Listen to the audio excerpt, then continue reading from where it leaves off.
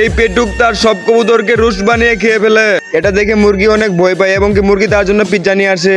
তারপর পিৎজা খেতে শুরু করে, কিন্তু পিৎজা খেয়েও তার পেট ভরে না। তারপর মুরগিটি অনেকগুলা ডিম দেয়, সেই ডিমগুলো দিয়ে তিনি অমলেট বানিয়ে খায়, তবুও তার পেট ভরেনি। এবার মুরগিটি বুদ্ধি করে তার জন্য একটু ওষুধ আনে, ওষুধটা খাওয়ার পর তার পেট কমে যায়। তারপর পেটুক লোকটির পেট কমে যায়, এই খুশিতে তিনি নাচানাচি শুরু করে।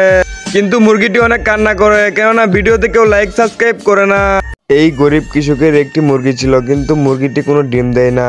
একদিন কৃষক এই মুরগিটিকে একটি ওষুধ খাওয়ায়, তারপর অনেকগুলা ডিম দেয়। এত পরিমাণে ডিম দেয় যা সবার ধারণার বাইরে ছিল।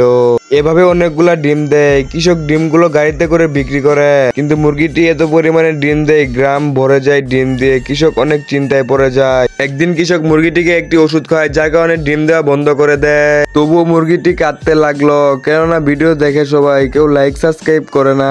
এই গরুটি পানি খেতে খেতে একটি গর্তে পড়ে যায় এবং কি উঠতে পারে না। তারপর গ্রামবাসী এই দৃশ্যটি দেখে সেনাবাহিনীকে কল দেয়, তারপর সেনাবাহিনী আসে। তারপর আস্তে আস্তে অনেক কষ্টে গরুটিকে উপরে তুলে।